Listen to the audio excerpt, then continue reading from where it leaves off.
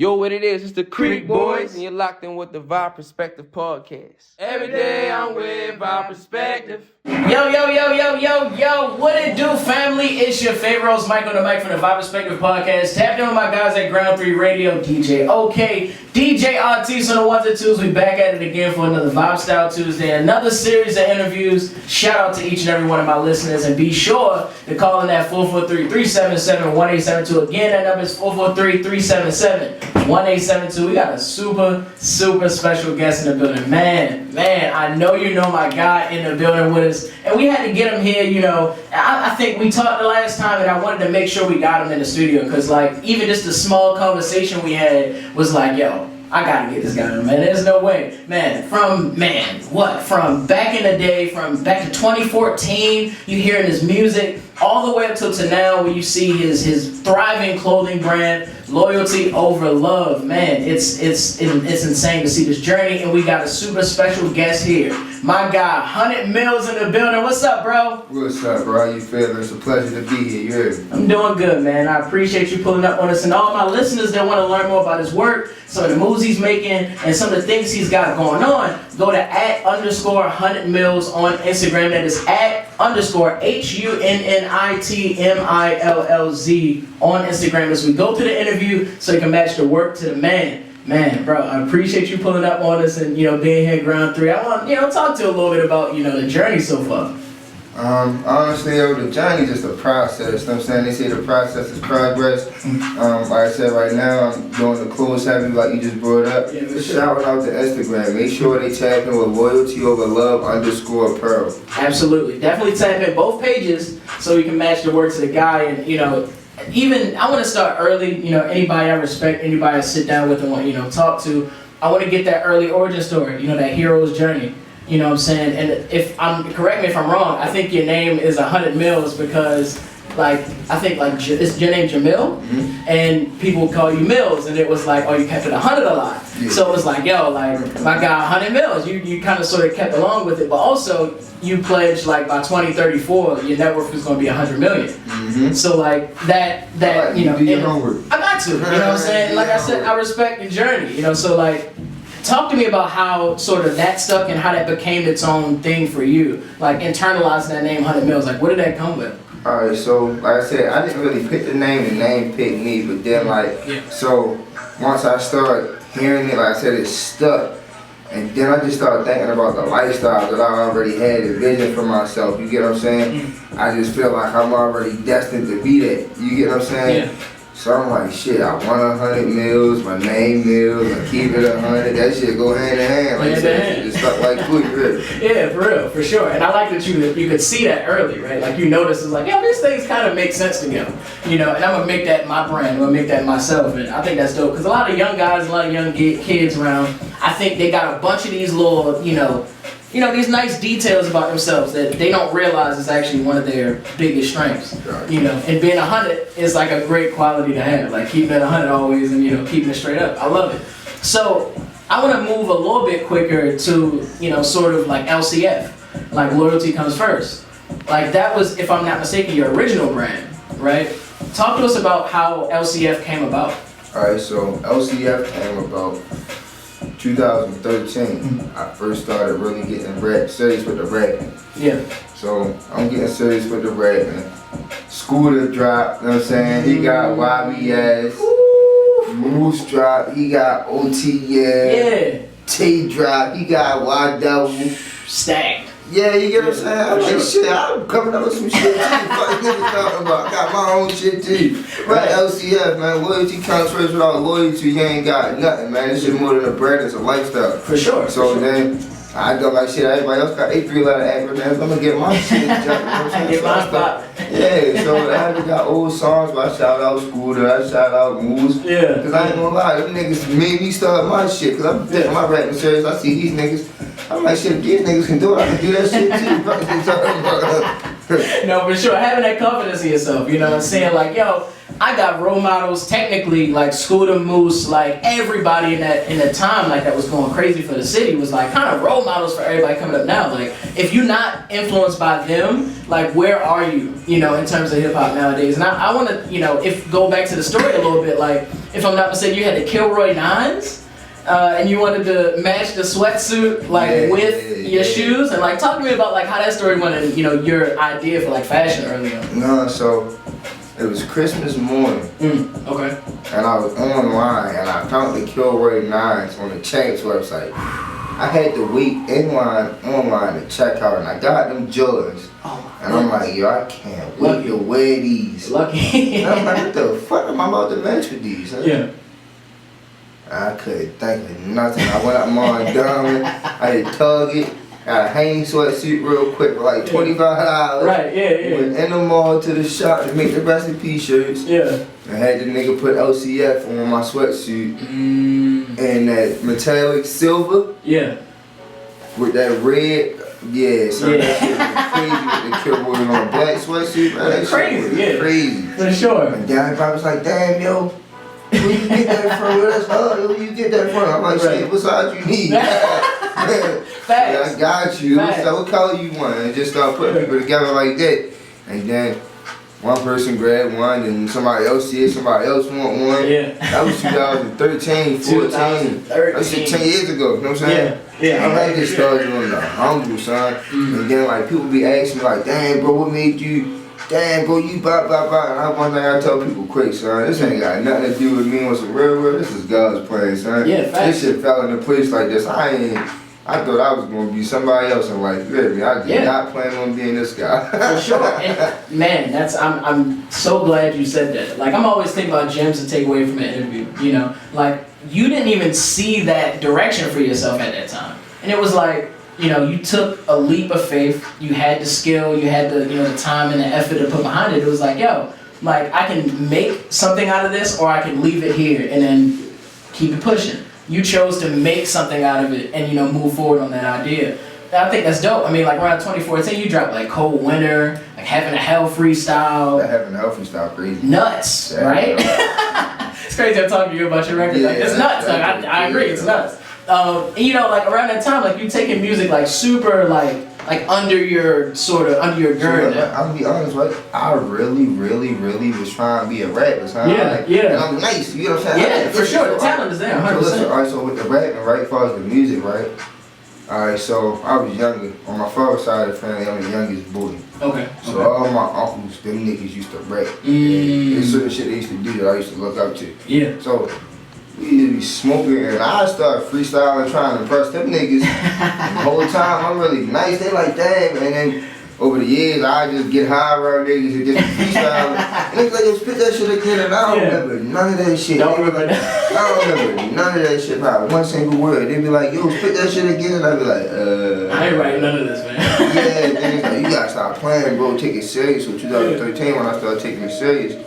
But before 2000, like the music shit was some shit that just. And then once that shit started getting serious, and I was like, this is what I want to do. I really was trying to be a rapper, son. Like that's what I seen for myself. For sure. Going to 2015, it's like OG Bobby Johnson freestyle, like Chirac freestyle. That shit was crazy because that Chirac freestyle, right? Yeah. I actually got to open up for Lil Durk down Shaking Beat. I opened up for Durk when he came here in 2015. You know, on the album on Shaking Beat. Yeah. This was before Music got killed. Yeah. Yeah, I opened up for Durk down Shaking Beat, and I opened up for Durk with that Chirac freestyle. With the Chirac freestyle. Shout out to Twin too, featuring Twin. Yeah. Like man, that's it. 2015. What a time. Yeah, and then right after that, I put a gut charge. And then, a couple months later, I put another gut charge. Yeah. And then I was gone for a little bit. Yeah, low key. And I wanna tap on that a little bit. Just like, being incarcerated, like becoming incarcerated, and like, I know that there's some things that like while being inside you realized and like started to sort of piece together for yourself. So when you got out, you started making certain decisions that were, based on some of the things you're realizing now. Yeah, so what it was, right? So first with the incarceration, that was step one kind of to it for real, like where I'm locked up. Especially, no, I ain't gonna lie, when I was locked up, just regular locked up, it was whatever, like. But then when you want locked up and you locked in 2021, you just sitting there, you just thinking. Yeah. I'm like, fuck this shit fun. I gotta do something different. Facts. I gotta do something different. But then it'd be easy to say that shit, right? But But then you come home and then all the same shit be right there, and then you feel like, shit, I gotta go ahead and get back to what I was just missing real quick. You know what I'm saying? Right. And all that shit went straight out the window. That shit went straight out the window. Yeah, no, for sure. I mean, like we talk about sort of like other interviews, just like you said, that being in that environment that like puts you right back into the place that got you in jail in the first place. It's like once you're back in that, it's a lot harder to shake it. But I seen even you like reading the kids, like you know what I'm saying. Alright, so the shit with the kids, right? Yeah. So like I said, I got kids, right? So the thing what we read with the kids, so I'm real interactive with my kids. So like my son had some stuff going on at school. So I showed up, you feel me? And he was like, anybody want to volunteer to read to the kids? Yeah. Everybody was being stiff. I'm like, so I'm a read, I read to the kids. You know, I ain't gonna lie. So I feel like honestly, the kids is important. I ain't gonna lie, that's our future. Like, niggas is getting old, B, you know what I'm saying? I'm about to be 30 next year, you know what I'm saying? Like the kids really the future, and there's a lot of little niggas out here with no guidance, you get what I'm saying? So deep down inside, I really do want to tap more in with the youth and just show them it's different alternatives. Because growing up, what most of us grew up at, we ain't shown that. They tell us about it, but we don't see it. So all we do is imitate what's in front of us. You get what I'm saying? 100%. So we become products of the environment because we're never shown no better. So I ain't gonna lie, I want to get to the point where I can tap in with the youth and start showing these little niggas. Like it's been times like even with my clothes, right? I ride around the city, right? And like I post up on a random corner, and I done had little kids, school kids walk up to me. Like, what you doing? And I tell them like exactly what I'm doing, and I break it down to them and let them know like, yo, like it's other stuff out here than just what you see. You get what I'm saying? Cause I feel like, especially I said with kids, a lot of them lack guidance. I know the guidance that I personally lack in some of the situations that put me in that I really wasn't supposed to be in. You know what I'm saying? Facts. So I definitely tap in with the youth and do my services on that and just start. That is community service. From my perspective, that 100% is community service because that's the best way to reach a young guy nowadays. Like, they see a guy who is like fully in his brand, he like doing his thing and making his personal dreams come true. Like, you need to see that on the corner versus like another guy who is just like flipping whatever, you know. It's like you need to see that, and you're providing, you know, I think great community service. The crazy thing is, right, where I be trying to get them to understand, right, it's the same game, just a different name. Exactly. Right? So like I don't know, like the way my mind set up, like how I evaluate shit, like it's literally the only thing different is the product. That's you apply the same principles and morals to almost anything in life, you can fucking win. Listen, it'll be incredible. Look, I was working at McCormick, right? Like years back, I'm working at McCormick. They got pepper. They buy 100-pound bags of pepper from Brazil for $5 a bag. They grind it up, and then they putting cut on the pepper. So they cutting the pepper with, and they selling you a bottle this big for $5. Yes, sir. I say, yo, I'm selling the wrong shit. I'm selling the wrong shit at this point. You know what I'm saying? No, for sure. So it's just, I like to tell niggas, if you can find a demand or create a demand and supply that demand. For sure. Find or create a demand and find a way to supply that demand, you can make some money. You're gonna make money. It's just a matter of how you manage it and what you do with that shit. The process is progress. We all be living, we learn. 100%. And then speaking of living and learning, like we briefly mentioned, like, you know, the accident you endured. Like you were seriously injured. Like I think that was 2018 around. Right? Yeah, that was so I came home. I came home April 17th, 2018. And I got in an accident Christmas Day, 2018. Flew through a windshield. It was a hit and run situation. Niggas were at a stop sign. I had my seatbelt on. They hit me. I flew through the windshield. I fractured my skull. I fractured the whole right side of my face. Spent a week on a breathing machine. Brain was bleeding, swollen, getting cerebral spinal fluid. Shit, I ain't gonna lie. My mother told me after the fact, she was like, honestly, we didn't expect you to make it out of that hospital. But believe it or not, I walked out the hospital, walking and talking in 12 days. The only thing that was wrong with me was I couldn't open it, I couldn't blink this eye. I got nerve damage. I had nerve damage from the skull fractures. Yeah. So I couldn't blink this eye for 6 months. The whole right side of my face didn't move. And for 8 months, I had short-term memory loss from the traumatic brain injury. Wow. Yeah, but then, I don't lie, son, like the first 4 months of that shit was depressing. I ain't even gonna hold you, that shit was depressing, but then, I wasn't going for that shit. That shit had me, and life had me fucked up, son, so I wasn't going for that shit. I ain't gonna lie.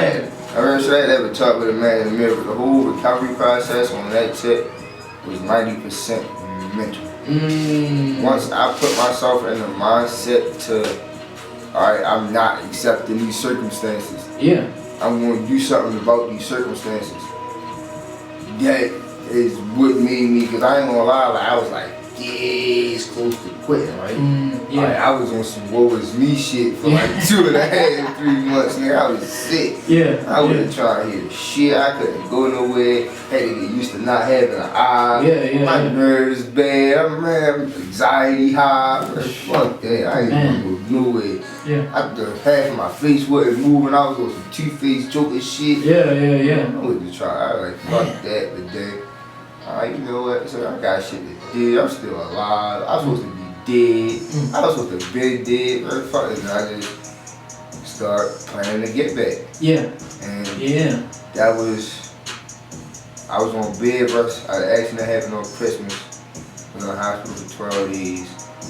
I pretty much was kind of like on bed rest recovery type shit for like a year after that.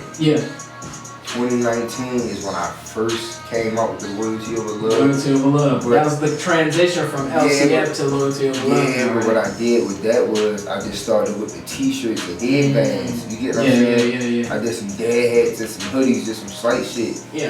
And them bitches went. And then that's like the rebrand. It wasn't even this logo yet. The logo that I got on my tags is the fucking original logo. And I dropped this logo and this shit really caught and went crazy. And it was like, fuck it, I got one. Just gotta keep hitting with it. You gotta keep hitting with it. Gotta keep hitting with it. It was a lot of footwork, honestly. Not footwork like family and bought it at first. But then outside of that, especially when I went hard and got these, like I bought a couple of hours worth of inventory and then I'm just sitting on it, so it's like I ain't just buy all this shit to sit on it, so I gotta get out and make people aware that I got this shit so they can buy this shit. You had to force it to be now the conversation in terms of clothes. Like people seeing this now, they want to get more of this now, and that's a testament to your work ethic. Straight off of an injury, like bed rest, and you get back right into it. You took sort of steps, but getting back into it is commendable. And then I just want to tap in because like following up and tapping into that, like yo, I gotta push more clothes. I gotta start doing my outside. People that we were buying clothes from remembered you from music, and they were like, like where's the music? Like, is you? I still get that question. I still got family, friends, everybody. They be like, so when you drop, what you been working on, you trying? I'm like, and listen, right? It's crazy because I really still got. I got at least an EP. I probably got a mixtape or 2 EPs worth of unreleased. You know what I'm saying? I got music. You get what I'm saying? And then I got a couple of joints on top, but it's like the music not my focus right now. So over the years, even though I was blessed with the talent and I can rap and I enjoy making music. For sure. I done spent more money than I made making music. You get what I'm saying? Like, and music is one of those things like you really got to pay to play.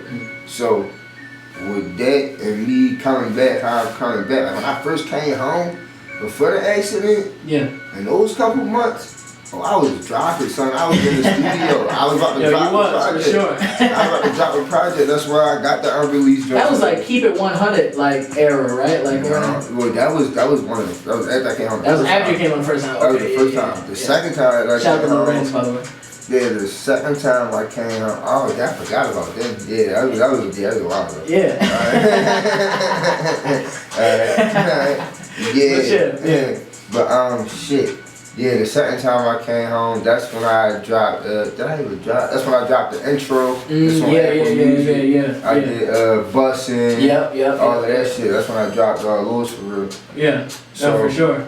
But it's just the process, yo. It's just the motherfucking process. I just gotta keep that shit going. But like with the music, I said I done spent more money than I done made. Yeah. With the clothes, I get a better return. So for sure. I'd rather make the money and then the clothes is building me relationships. Yeah. And those relationships mean a lot. I ain't even gonna hold No, for sure. I'm out in with club owners, party promoters, definitely. DJs, DJs fucking with me. You know what I'm saying? Now an MC. MikeOnTheMic. I mean, and also like I think there's a line that connects these two things here, right? Like shout out to everybody that's listening. You know, keep in mind we still pointing out gems. Like there's the thing that's connecting here. Like when in your music, you were talking about real life situations. You was talking about stuff that people really went through. Shit, I was talking about shit I really went through. Yeah. I speak only about 100%. shit that I know what I'm saying. And people gravitated towards that because they related so well to your music. You know, like people in Baltimore really liked I think the content of what you were saying and it spoke to them. And I think your brand, your clothing brand is the drop again. You know what I'm saying? We gotta put something in the chat. Tell them drop again. But you know, you talk about like loyalty over love. It's like I think the quote is like I prefer loyalty over love, like because love shows me your feeling, loyalty shows me your character, and feelings can change. Your character cannot. Character cannot. And I think that's still spreading a message, even if you're not rapping, right? Like even if you're not, you know, putting something on wax is talking about your things that you've been through, you still giving gems in your clothing. And I think that speaks to a lot of people. Talk to us about, you know, sort of bringing on that motto, that length of that phrase. Talk to us about that. Alright, so like what it was pretty much, I started thinking about life situations that I've been in, that I've seen, just like, yeah, motherfucker tell you they love you, and the ones that tell you they love you will cross you first. First, yeah. You get what I'm saying? Like somebody can tell you they love you and still kill you. But there's certain lines that loyalty won't let you cross. Yeah. You get what I'm saying? Yeah. So, like, you can tell me you love me and still be on some snake shit. But you ain't gonna tell me, bro, I got loyalty to you. You get what I'm saying? Right. That's the shit you gonna see. You get what I'm saying? So with that, it's like actions speak louder than words in those terms. You get what I'm saying? So like, don't tell me you love me. If you really love me, that shit gonna show through your loyalty. Show it, yeah. You get what I'm saying? 100%. So people be like in a debate with me, like, well, love the other. I'm like, but you can have one without the other. You can be loyal to somebody that you don't necessarily love. You get what I'm saying? You just got that bond, that relationship. Like niggas loyal to their bubble. You get what I'm saying? Facts. Niggas ain't gonna say I love that man. You get what I'm saying? But you loyal to your bubble. You ain't gonna just go necessarily just hopping anybody's head. You get Exactly. For sure. Like, for sure. So like somebody can love you and not be loyal to you. You get what I'm saying? So that's like, facts. I prefer the loyalty over the love any day. Yeah, same here, 100%. Definitely show me your loyalty first, and then the love is just gonna come naturally. You know what I'm saying? And so if we keep it in a timeline, we about like 2020 now. This is like around the era when like Can't Rush Every Win starts to come up and pop up. Crew, Shout out to Crew. That's my man Twan, Dallas, Dante, all of them. Shout out to them. You know what I'm saying? That's they shit for real. So they drop some shit. I just support they shit. You support it like it's your own, and I love seeing that. Yeah, like I love seeing some it. they shit. So I would put niggas doing like shit. My bad got some shit. Niggas like, bro, that's hard. Like shit. My bad do shit. Yeah. That's another gem. If you're listening, you got somebody, brand that somebody's, LLC, anything. Like support. Yo, like support. The crazy part is right that shit don't cost nothing. Nothing. You post a nigga on the gram. I be telling people like I don't even be wanting your money all the time. Just show the nigga out. That's it. Put it in the story. Like, come on, man. That shit be like 100%. That shit don't cost nothing. Facts. But like, what it be though, right? Like, it be people like, they say like, everybody want to see you do good, just not better than them. You get what I'm saying? For sure. Like, and to the point, like, the people that you would think that are support, like, I got a lot of people that know me, like, that I know. Yeah. Who still see me and speak, like, yeah, dummy, I see your shit, I fuck with your shit. Been saying this shit for the last 2-3 years, I ain't posted shit yet. You know what I'm saying? but I'm okay with it. You get what I'm saying? Like, I ain't mad, I get it. You get what I'm saying? Like, everybody ain't gonna fuck with my shit like I want them to fuck with my shit. Fair. Yeah. But at the same time, that's not gonna stop me from pushing my shit to people that's gonna fuck with my shit. You know what I'm saying? 100%. And you need to, you know, throughout that, like, despite people's, like, you know, not liking your content or, you know, whatever, your brand or whatever, Everything these gems, ain't for everybody. everything ain't for everybody. 100%. And that's the thing. You gotta believe in your vision. You gotta believe in your own brand. Because there will be people who don't like it. And that's okay. That's fine. There's many other people out here that I know that I can market my product to, and I'm sure we'll be fine without your individual one-person support. We'll be good. Because I'm gonna push this regardless, because I believe in it. And I love that about you, that you do that for your own brand. I mean, of course, you know, if it's your baby, you want to support it, but you would be surprised how many people out here don't, you know, see the vision despite everybody else's no's. And I think a lot of people get a lot of no's and they get discouraged. They don't want to push their own brand, and they think it's not good, and they're not as valued in their mind anymore. And you, despite all of the, you know, naysayers, you were still able to push your brand. So like, alright, one thing I had to learn how to do, stop giving a fuck about what people think. You know what I'm saying? That shit though, what the fuck that shit, like, your opinions, like, you get, like, I got into it with somebody, it was at the hospital, he tried to tell me I couldn't do something. I'm like, listen, you can suggest what I should and shouldn't do, but at the end of the day, as a person, I can do what the fuck I want to do. You get what I'm saying? Do what I want. Like, so, like, your opinions, that shit ain't gonna pay my bills, that shit ain't gonna pay my bill, that shit ain't gonna do shit for me. Ain't gonna pay my bills. Yeah, like, so, like, I had to stop giving a fuck about what people think, you get what I'm saying? Like, it was times when I was, like, really outside, posted up on corners, posted up down Fells Point. Yeah. With a mannequin and a clothes rack. For sure. And a table, tents, all that, you get what I'm saying? Just posted up all around the city. Niggas ain't doing that, you know what I'm saying? They not. It was times that I stood on those corners for some hours and niggas rolled past me, right? And just kept riding past me. Nigga ain't make no sales some days. Yeah. That shit got discouraged and I felt crazy some days standing out there. I smoke my blunt just to try to make myself look less awkward, you know what I'm saying? Yeah. No, for sure. And I think I appreciate you saying that too, because like I think everybody sees the glitz and the glam of how, you know, you put in all the work and then they see the fruits at the end. They think like, oh, every day gonna look like fruit. This shit don't be sweet. You know what I'm saying? Literally, it don't be sweet. But like, you know, like you said, you've done like many pop-ups. Like you've gone around the city and just posted. And we're just like, yo, I got my product in Towson, White Marsh, like in front of Bowl Culture, like you know, various places. I think Columbia too. Columbia, like you've put yourself in these like places and just marketed yourself. And talk to us about sort of like your philosophy behind it. Just like posting up anywhere and just like making yourself as brandable as possible. So I read a lot of books and shit. That's a great quality. Well, alright, so I'm lying. Alright, so I do read. I read a lot. Sure, so I don't watch TV, right? So, but like, that's why, like, alright, so I'm a firm believer in everything happens for a reason. You get what I'm saying? And I just trust my process. And one thing I always do is pray for understanding. Right? Yeah. So, like, when I was locked up, that time that I spent on lockup actually got me into reading books, and I had shit else to do. Yeah. I'm just reading just to kill time, read a bunch of bullshit just to keep my mind off of shit, you know what I'm saying? When I got in an accident and recovered from the accident, I had traumatic brain injury. So when I got on my get back, I'm like, shit, I gotta get my mind back strong, get my body up, start working out, read and shit like that, you get what I'm saying? I just read all the books, and one of the books I read was like, the only product that the people won't buy is the one that they don't know about. That's a fact. Alright, real shit. And then I read the Master P book. I fuck with Master P. I be watching this shit for some so. Here you go. Yeah, so I'm watching, man. I do Master P shit, and he was just talking about how he was going to where he knew the people was at. You get what I'm saying? Clubs, shit like that. How he was pumping with us. I just kind of copied that a little bit. I ain't gonna hold you. Yeah, if it worked, it worked. Yeah, it worked, you know what I'm saying? So I started going, when I had my shit, I started going to mall parking lots.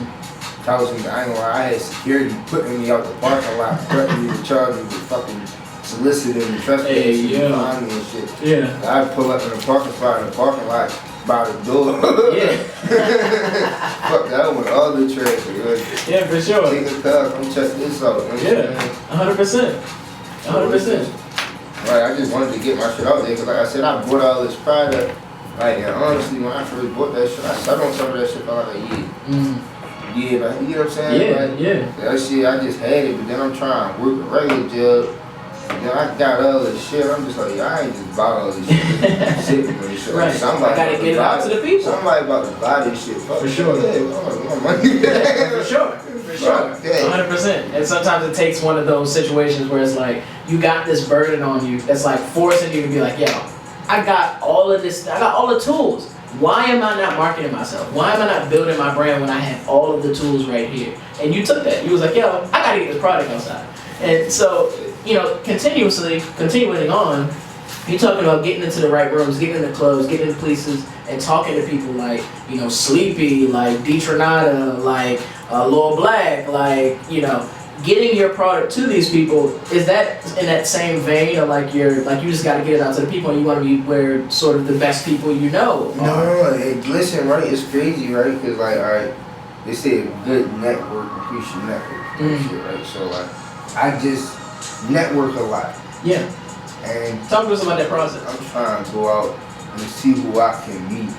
Trying to see who I can meet that might know somebody that I don't know, or might be in a position, or I might be in a position to where we can exchange some information and help each other. Yeah. You get what I'm saying? For sure. Because like, I want information. You get what I'm saying? Definitely. Like, that information be priceless. Like, that information really be priceless. Like, people be asking me about the clothes. Like, one thing I get a big compliment on a lot is my quality. And I ain't gonna lie, so a nigga like, yo, who blah, blah, blah.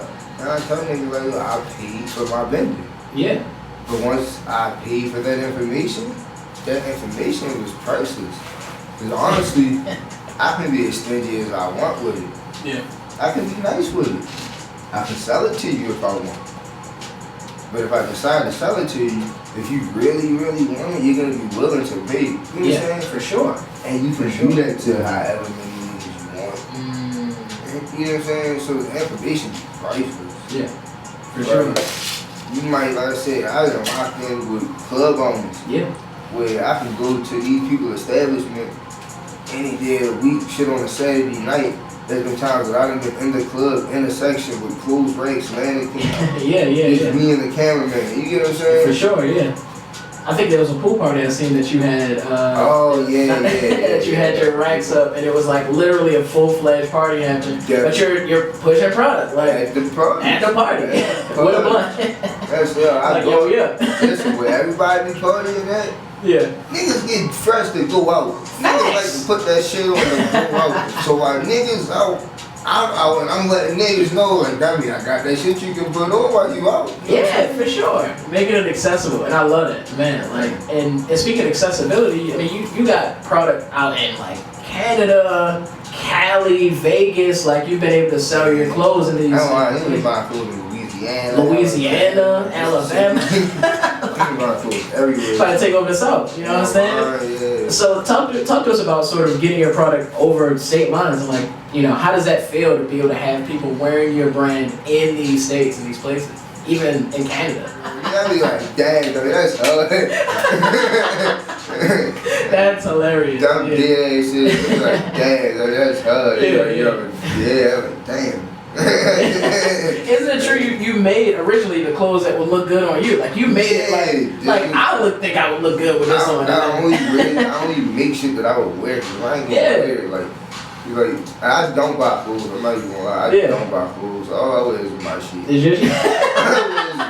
I'm buying clothes. Facts. Yeah. I make some shit. I got some new shit on the way right now. Yeah, no, for sure. Talk about some of the new stuff. What you got in the top? Oh, okay, my bad. Sorry, my bad. You see that? My bad.